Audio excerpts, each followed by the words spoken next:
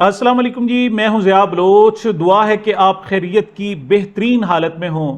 سامعین، regime change operation کو 3 سال مکمل ہو گئے ہیں۔ آج کے ولاگ میں تھوڑا سا اس کا ذکر کرتے ہیں، اور اس کے علاوہ پاکستان کو سب سے زیادہ نقصان پیپلز پارٹی نے پہنچایا یا مسلم لیگ نون، خاص طور پر شریف خاندان نے پہنچایا، یہ ایک ڈیبیٹیبل معاملہ ہے۔ لیکن اب یہ کہا جا رہا ہے کہ یہ مسلم لیگ نون اور شریف خاندان اس وقت کے آرمی چیف کے ساتھ دوستی کر رہا ہے یا دشمنی کر رہا ہے، بلکہ یہاں تک کہ آرمی چیف کے خلاف ایک FIR کی بھی بات ہو رہی ہے۔ یہ کیا معاملہ، اس پر بات کرتے ہیں۔ کچھ احمد نورانی کی بات، اور دوسری طرف اعظم سواتی اپنی کچھ ایکسپلینیشنز لے کر آ گئے ہیں، کچھ وضاحتیں وہ دینے کی کوشش کر رہے ہیں۔ یہ کیا معاملہ، اس پر آج بات چیت کریں گے۔ لیکن آغاز کرتے ہیں ثمینہ پاشا کے حوالے سے۔ اس وقت پاکستان میں صحافیوں کے لیے، خاص طور پر حق اور سچ کی بات کرنے والے صحافیوں کے لیے زندگی تنگ کر دی گئی ہے۔ یا تو ان کا منہ بند کر دیا جاتا ہے، منہ پر تالے لگا دیے جاتے ہیں، روزگار چھین لیا جاتا ہے، ان کی زندگی کو خطرات ہوتے ہیں، انہیں غائب کر دیا جاتا ہے، تشدد کیا جاتا ہے۔ بلکہ اس وقت بھی میں جب آپ سے بات کر رہا ہوں تو میرے پاس سامنے خبر ہے کہ خیرپور میں، یعنی سندھ کا جو جناب ضلع خیرپور ہے، اس میں ایک صحافی کی تشدد زدہ لاش ملی۔ ایسے میں پاکستان میں رہنا بڑا مشکل ہے۔ ثمینہ پاشا بڑے بولڈ انداز میں گفتگو کر رہی ہیں آج کل، اور سچ بات کہنے کا تقریباً حق ادا کر رہی ہیں۔ جب ایسی صورتحال ہو تو انہیں جناب ان کے ٹی وی چینل سے آف ایئر کر دیا گیا۔ اب ایک مرتبہ آف ایئر کر دیا جائے تو پھر کوئی بھی دوسرا ٹی وی چینل آپ کو رکھنے کے لیے تیار نہیں ہوتا۔ صاحب ظاہر ہے انہیں پتہ ہے کہ یہ جناب سرکار کے اور ریاست کے چونکہ ماتوب ٹھہرے ہیں، لہٰذا ان کی گنجائش نہیں ہوتی۔ یہی صورتحال کاشف عباسی کے ساتھ بھی ہے۔ وہ جب سے جناب فارغ ہوئے ARY سے اس کے پروگرام غیر اعلانیہ طور پر بند کیے ہیں، تو وہ کوئی ٹی وی چینل ان کو لینے کے لیے تیار نہیں ہے۔ تو ایسے میں بڑا مشکل ہوتا ہے۔ اب جناب یہ ثمینہ پاشا نے اپنے ٹویٹر اکاؤنٹ سے اپنا پاسپورٹ شیئر کرتے ہوئے لکھا ہے کہ جی اب دل کا جانا جناب ٹھہر گیا ہے، اب ہم کوچ کر چلیں۔ اسے یہ جناب اندازہ ہوتا ہے کہ محترمہ ثمینہ پاشا پاکستان چھوڑ کر چلی گئی ہیں۔ انہوں نے گزشتہ دور میں، گزشتہ خاص طور پر کچھ عرصے میں جو اسٹیبلشمنٹ کے حوالے سے سٹانس بنایا، بہت مشکل نظر آ رہا تھا کہ ان کو سپیئر کیا جائے گا۔ بہرحال وہ یہاں سے جناب روانہ ہو گئی ہیں۔ ابھی تک انہوں نے اپنی اگلی منزل کے حوالے سے نہیں بتایا، لیکن وہ اپنے یوٹیوب جو چینل ہے اس پر وہ بات کر رہی ہیں، اور ٹکا کے بات کر رہی ہیں، اچھے انداز میں وہ مسلسل بات کیے جا رہے ہیں۔ اچھا جی، اگلی بات کرتے ہیں جناب 9 اپریل، چونکہ 3 سال ہو گئے تھے، 9 اور 10 اپریل کی درمیانی شب 2022 میں یہ رجیم چینج آپریشن کمپلیٹ ہوا تھا۔ اور آپ کو یاد ہے کہ عمران خان جب اپنی ڈائری لے کر بنی گالہ اپنے گھر کی طرف روانہ ہوا، وہ کہتے ہیں میں جا کر سو گیا، اور اگلے دن اس وقت ویسے بھی صبح ہو چکی تھی، بہرحال وہ کہتے ہیں میں نماز پڑھ کر سو گیا، اور پھر مجھے جناب لوگوں نے بتایا اٹھا کر کہ جناب پورا پاکستان سڑکوں پر آ چکا ہے، اور خاص طور پر بہت بڑا احتجاج ہو رہا ہے۔ اس 9 اپریل کی جناب یاد میں گزشتہ روز احتجاج کیا گیا، خاص طور پر ارکان پارلیمنٹ کی طرف سے احتجاج کیا گیا، اور بڑا احتجاج کیا گیا۔ اس کے جو ارکان قومی اسمبلی ہیں، انہوں نے اسمبلی کے باہر ہی آ کر احتجاج کیا۔ میں آپ سے عرض کر چکا ہوں کہ PTI کی بہت بڑی سٹرینتھ ہے اس وقت کے، اگرچہ ان سے مینڈیٹ چھین لیا گیا ہے، لیکن اس کے باوجود اس کے کم از کم 400 ارکان پارلیمنٹ موجود ہے۔ یہ ایک بہت بڑی فورس ہے۔ تقریباً 100 قومی اسمبلی میں ہے، 150 پنجاب اسمبلی میں ہے، 100 جو ہے خیبر پختونخوا اسمبلی میں، سینٹ میں جناب ہیں، اور اسی طریقے سے سندھ اسمبلی میں ان کے ارکان موجود ہیں۔ اور ان کی گلگت بلتستان اور دوسری طرف کشمیر میں تو 2/3 اکثریت سے زائد ان کی جناب حکومتیں تھیں جنہیں جناب گرا دیا گیا۔ بہرحال انہوں نے آ کر احتجاج کیا، نعرے لگائے۔ کیا منظر تھا ذرا سنیں۔ کون بچائے گا پاکستان؟ عمران خان، عمران خان۔ کون بچائے گا پاکستان؟ عمران خان، عمران خان۔ تیری جان میری جان۔ عمران خان کو کیا کرنا چاہیے، یہ سوال جناب 3 سال بعد سامنے آ رہا ہے۔ ان 3 سالوں میں کچھ عرصہ وہ باہر رہا، اس نے 70 سے زائد انتخابی جلسے بھی کیے عمران خان صاحب نے۔ اس کے بعد انہیں جیل میں ڈالا گیا، الیکشن سے پہلے جیل میں ڈالا گیا۔ اب تقریباً 1.5 پونے 2 سال ان کے جناب ہونے والے ہیں، اور وہ مسلسل جیل میں بند ہیں. اب مختلف تھیوریز پیش کی جا رہی ہیں. کچھ لوگوں کا کہنا ہے کہ نہیں, اپنی جان بچانا فرض ہے, انہیں مصالحت کر کے NRO لے کر ان سے جناب دوستی کر کے انہیں واپس آ جانا چاہیے اور پھر اپنی نئی جدوجہد شروع کرنی چاہیے. لیکن دوسری طرف عمران خان ڈٹا ہوا ہے. اس حوالے سے محمد زبیر کہتے ہیں پاکستان کی خاطر میں چاہتا ہوں کہ عمران خان ڈٹ جائے اور مسلسل ڈٹا رہے. اگرچہ پاور پالیٹکس ہر ایک کو اچھی لگتی ہے, لیکن وہ کہتے ہیں میری خواہش یہ ہے. کیا کہہ رہے ہیں محمد زبیر, ذرا سنیں. میں منیب کی اس بات کا ضرور جواب دینا چاہوں گا یا اس پر کمنٹ کرنا چاہوں گا کہ وہ I think he must be right, power politics ہے, but as an independent person looking from outside, Pakistan کی خاطر میں پاکستان کو اگر دیکھنا چاہتا ہوں, اس کا فیوچر سسٹینیبل ڈیموکریٹک فیوچر دیکھنا چاہتا ہوں, تو میں چاہوں گا کہ عمران خان ڈٹ جائیں اور ڈٹے رہیں, بیکاز اسی میں پاکستان کے لیے بھلا ہے. اگر ہم نے وہ سائیکل ریپیٹ کرنا ہے کہ پہلے ایک آیا, پھر اس کے ساتھ کچھ بات چیت ہوئی اور پھر سارا سسٹم کرمبل کر گیا, پھر اس کے بعد دوسرا آیا, پھر اس کے ساتھ بات چیت ہوئی, پھر سارا سسٹم کرمبل کر گیا, تو آئی تھنک اگر پاکستان کو سسٹینیبل ڈیموکریٹک ایرا میں جانا ہے جس میں یہ دوبارہ ایز سچ نہ ہو, وہ چیزیں جو کہ منیب کو بھی ظاہر ہے پتا ہوگا کہ جو چارٹر آف ڈیموکریسی میں پیپلز پارٹی اور PMLN نے دونوں نے کمٹ کی تھی, فل سٹاپ اور کما, اس سے سب پیچھے ہٹ گئے, بٹ اس میں جو کمٹ کی تھی میاں نواز شریف, تو اس میں ابھی بھی ظاہر سی بات ہے حیات ہیں, اور اللہ کرے اور زندگی ان کو ملے صحت کے ساتھ. تو یہ جو ایلیمنٹ ہے یہ بڑا امپورٹنٹ ہے کہ آئی ڈونٹ تھنک سو کہ جی ہم پاور پالیٹکس کے لیے سارے اپنے پرنسپلز کو سیکریفائز کرتے ہیں, سارے پرنسپل کو چھوڑ کے پاور پالیٹکس میں حصہ لیں. یہی تو مجھے بھی گلا تھا میاں نواز شریف سے کہ جی آپ نے پھر اتنا ہمیں کیوں آگے لگا کے رکھا, اگر آپ نے یہ کرنا تھا تو 2016-2017 میں کمپرومائز کر لیتے اور کچھ بھی نہ ہوتا, پھر حکومت میں ہی رہتے, کیسز بھی نہ بنتے, جیلوں میں بھی نہ جاتے, مشکلات بھی نہ آتی. سو آئی ڈونٹ نو آگے جا کے عمران خان کیا کریں گے. بہرحال 3 سال بعد مشکل حالات ہیں اور عمران خان کی ایسے عالم میں ان کی پارٹی میں پھوٹ ڈالنے کی کوشش کی جا رہی ہے, ان کی جناب سلیکٹیو قسم کی ملاقاتیں کرائی جا رہی ہیں اور ایک بہت بڑا محاذ کھڑا کیا ہوا ہے. لیکن وہ ایک بندہ جسے اپنے رب پر ایمان ہے, جسے جو ایاک نعبد و ایاک نستعین پر کامل ایمان رکھتا ہے, وہ اس وقت ڈٹا ہوا ہے. یہی صورتحال تھی عمران خان کے ساتھ جب اس کی حکومت گرائی گئی. اس وقت عطا اللہ نے اس وقت بیمار تھے اور عمران خان صاحب سے بیماری کی حالت میں اس نے آ کر ملاقات کی تھی, اسٹیج پر آیا تھا اور گانے سے پہلے اس نے عمران خان سے بات بھی کی تھی. کیا کہہ رہا تھا عطا اللہ عیسیٰ خیلوی, ذرا سنیں. بڑی بڑی قوموں پہ بھی برے دن آتے ہیں, حوصلہ جو رکھتے ہیں وہی جیت جاتے ہیں. ابھی مشکل وقت ہے یار, نہ ہمت ہار, اچھے دن آئیں گے, یقیناً آئیں گے. 3 سال بعد بھی جناب پولیس کی وہی بے حسی ہے. ہزاروں لوگوں کو اس وقت بھی پابند سلاسل رکھا گیا ہے اور اپریل شروع ہوتے ہی آپ کو پتہ ہے شدید گرمی شروع ہو جاتی ہے, تو پھر ایک مرتبہ جناب کارکنوں کا برا حال ہے. گزشتہ روز بھی پولیس کی بے حسی سامنے آئی جب PTI کے گرفتار ورکرز کی پیشی پر پولیس سخت گرمی میں 10 بندوں کی گنجائش والی گاڑی میں 30 ورکرز کو بند کر کے لے آئی اور گاڑی کو سخت دھوپ میں کھڑا کر دیا گیا. گاڑی میں شدید گرمی سے کئی ورکرز بے ہوش ہو گئے اور ان کو ایون جناب ہاسپٹلائز کرنا پڑا.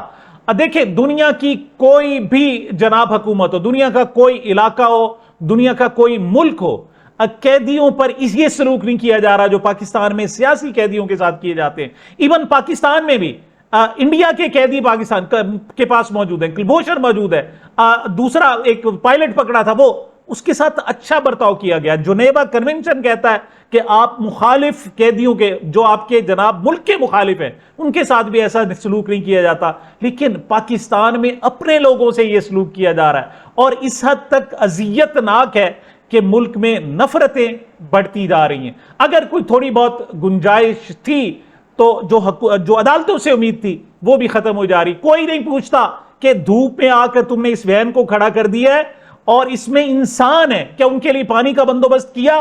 ہمارے ہاں عدالتیں بڑا جناب حکم چلاتی ہیں، بینکوں کو کہتی ہیں کہ آپ نے سایہ دار جگہ کیوں نہیں چھوڑی، آپ بل جمع کرانے والوں کے لیے جناب ٹھنڈے پانی کا بندوبست کیوں نہیں کرتے؟ لیکن یہاں پولیس سے پوچھنے والا کوئی نہیں ہے، ان کے ساتھ بدترین سلوک کیا جا رہا ہے۔ وجہ یہ کہ آئندہ کسی کو بھی اپنی آزادی کے لیے بات کرنے کی گنجائش ہی نہ رہے۔ اس حوالے سے کاشف عباسی کہتے ہیں، وہ کہتے ہیں یہ صرف میڈیا نہیں، ہر شعبے میں یہ جعلی حکومت صرف اپنے اقتدار کو مستحکم رکھنے کے لیے ظلم کر رہی ہے، ستم کر رہی ہے۔ یہ کاشف عباسی کی گفتگو سنیں، پھر آپ کو اندازہ ہوگا کہ کاشف عباسی کو ARY سے آف ایئر کیوں کیا گیا۔ کیا کہہ رہے ہیں کاشف، ذرا سنیں۔ لیڈر آئے گا، چھوٹے موٹے نہیں، لیڈر آئے گا، بلاول آئیں گے، شہباز شریف، Nawaz Sharif, whoever it is، لیکن جو ہی حکومت میں آتی پہلی کوشش ہوتی ہے ہمارا غلط بات، کسی کو تنقید پسند نہیں اس میں۔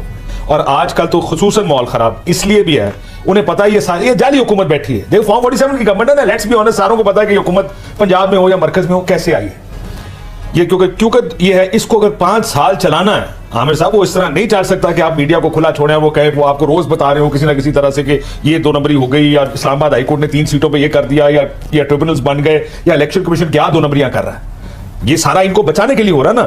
اگر آپ آزاد میڈیا کھلا چھوڑ دیں گے تو نہ الیکشن کمیشن اس طرح کام کر پائے گا، نہ کوئی اور طاقت کسی جگہ بیٹھ کے اس طرح کھلے طریقے سے کام کر پائیں گے۔ ایک ڈنڈا دیتے ہیں وہ جو نظر نہیں آتا، ایک تو وہ طریقہ، دوسرا انہوں نے اب وہ قانونی طریقے بھی نکالنے شروع کر دیے ہیں، چاہے وہ ڈیفیمیشن کے لاء کے ذریعے ہو، پیکا پہلے سے لے کے آ چکے ہیں، صرف یہ کرنے کے لیے کہ اتنا پریشر ان پہ ڈالیں کہ یا تو یہ ادارے ان کو نکال دیں، یا یہ کسی طرح خاموش ہو جائے، اور ہمیں ہمارے پولیٹیکل ایجنڈا کو، ہماری اس جو ہم نے نظام بنانے کی کوشش کی ہے اپنے ہاتھوں سے، اس کو کسی طرح 5 سال پورے کرنے دیں۔ اب مریم نواز کو کیا نہیں پتا کہ وہ کیسے آئیں؟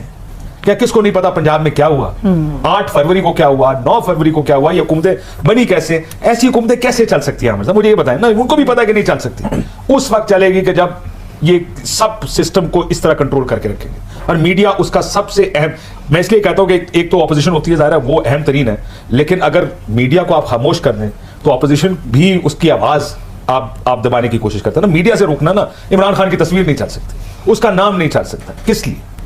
تاکہ اس کی کوئی خبر ٹی وی پر آئے۔ ہی از دی بگیسٹ ایڈورسری، اس وقت وہی ہے ان کا سب سے بڑا۔ ان 3 سالوں میں مزاحمت کی مثالیں قائم ہوئی ہیں۔ اچھا، عام طور پر کہا جاتا تھا کہ جو شعور ہے وہ صرف شہروں میں ہوتا ہے، لیکن عمران خان وہ واحد ہے جو سوشل میڈیا کے ذریعے اس پر، اگرچہ جو مین سٹریم میڈیا پر اس پر پابندی لگ گئی تھی، اس کا نام نہیں لیا جا سکتا، اس کی تصویر نہیں دکھائی جا سکتی، لیکن سوشل میڈیا کے ذریعے یہ بالکل نچلی سطح تک، دیہاتوں تک پہنچ چکا ہے۔ اور سندھ میں عمر کوٹ میں جناب الیکشن ہو رہے ہیں، 17 اپریل کو ضمنی الیکشن ہے، پی ٹی آئی کے رہنما لال چند ملی جو ہے وہ وہاں سے امیدوار ہے قومی اسمبلی کے۔ اس وقت کے جو تجزیے آ رہے ہیں ان کے مطابق پیپلز پارٹی کو مکمل شکست ہو رہی ہے، اور وہاں لال چند ملی کی بڑی زبردست قسم کی اکثریت ہے۔ میں صرف آپ کو ایک چھوٹا سا ویڈیو کلپ دکھانا چاہتا ہوں۔ یہ خواتین ہیں، یہ مقامی ثقافتی لباس میں، مقامی لینگویج میں اعلان کر رہی ہیں کہ ہم ووٹ صرف عمران خان کو دیں گے، یہاں تک کہ وہ اپنے کینڈیڈیٹ کا نام بھی نہیں جانتی، انہیں صرف عمران خان یاد ہے۔ اور آپ کو پتہ ہے مفادات جو ہیں وہ بڑے بڑے سودے کرا دیا کرتے ہیں، لیکن یہاں صورتحال یہ ہے کہ وہ کہتی ہیں کہ بے شک ہمیں بے نظیر انکم سپورٹ پروگرام سے امداد بند کر دی جائے، ہمیں قبول ہے، لیکن ہم عمران خان کے ساتھ کھڑی ہوئی ہیں، ان کو ووٹ دیں گی، یہ مفہوم ہے۔ کیا کہہ رہی ہیں خواتین، ذرا سنیں۔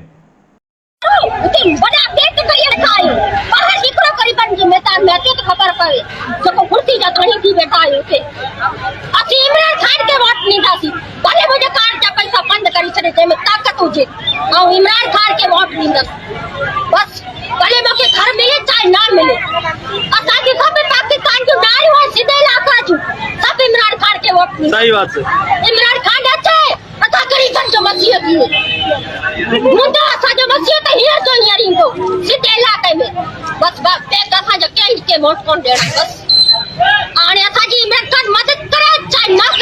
دوسری طرف جناب اس وقت جو بدترین صورتحال ہے وہ پاکستان کے اور خاص طور پر پنجاب کے کسانوں کے لیے ہے۔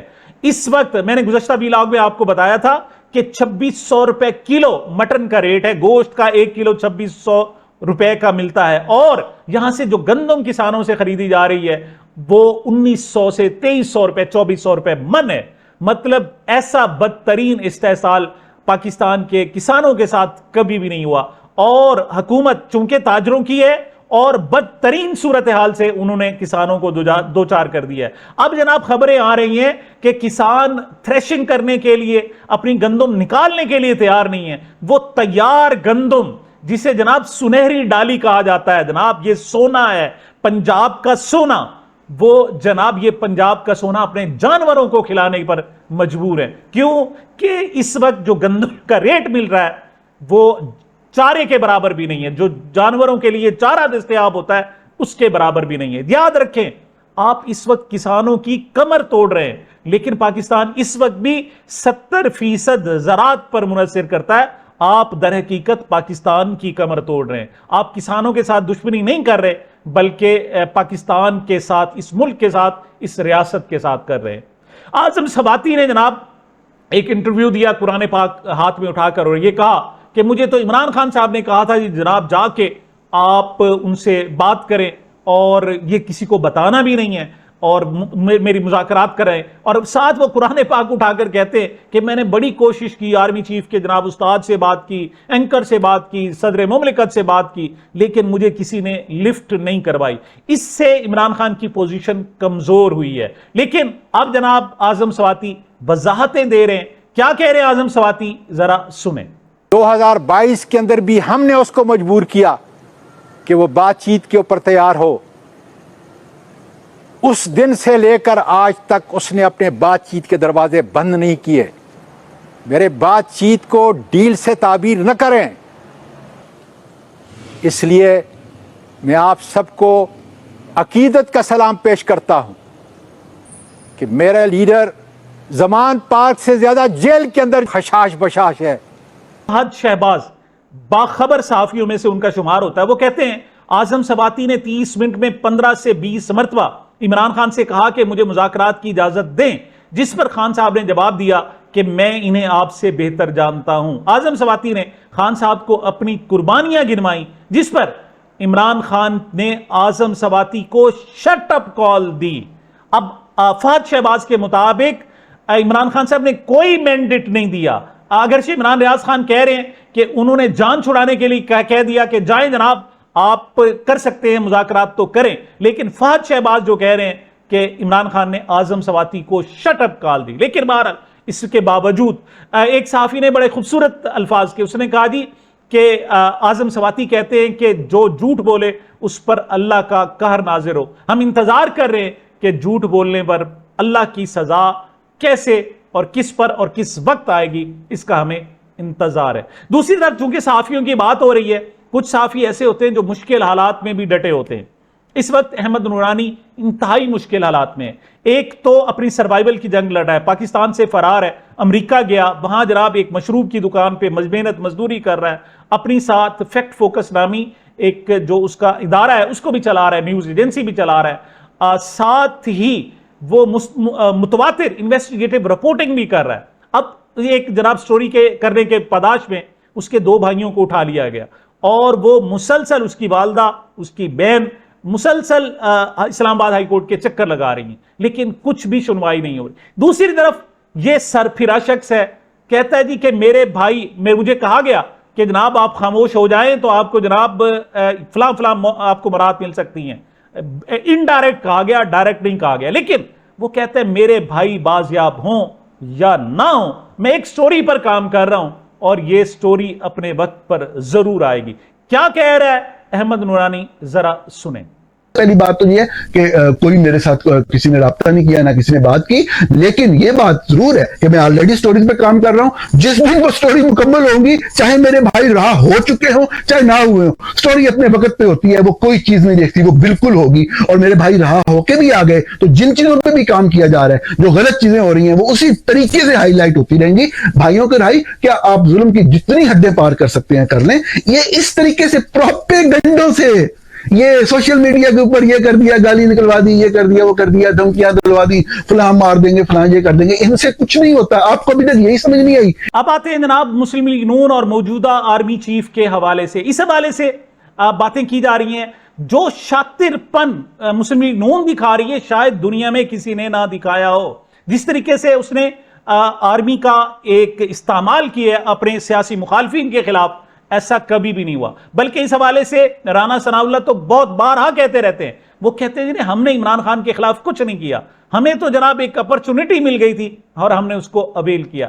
इस वक्त भी वो 26 नवंबर को गोलियां चलाते हैं, लोगों को कत्ल करते हैं, शहीद करते हैं, लेकिन उनसे जब पूछा जाता है तो वो पहला सवाल करते हैं, वो कहते हैं जी माशाल्लाह हमने जनाब इस पर काबू पाया, लेकिन ये आर्मी चीफ के बगैर ऐसा मुमकिन ही नहीं था। गोया वो बता रहे होते हैं कि हम नहीं, बल्कि अगर खुद बाद में किसी से पूछगछ की जाए तो हमसे ना की जाए बल्कि आर्मी चीफ से की जाए। बल्कि मुशत के हवाले से बात हो तो वो वेरी क्लियर कहते हैं, वो कहते हैं जी सबको पता है इख्तियारात जिसके पास है। मोहसिन नकवी के हवाले से कहते हैं कि जनाब ये अच्छा हुआ कि उसने वजारत दाखिला पर इक्तफा कर लिया, वो कहता हमें कोई और बड़ा ओहदा दो तो हम वो भी देने पर मजबूर हो सकते थे, मतलब उसको सेनेटर बनवाया।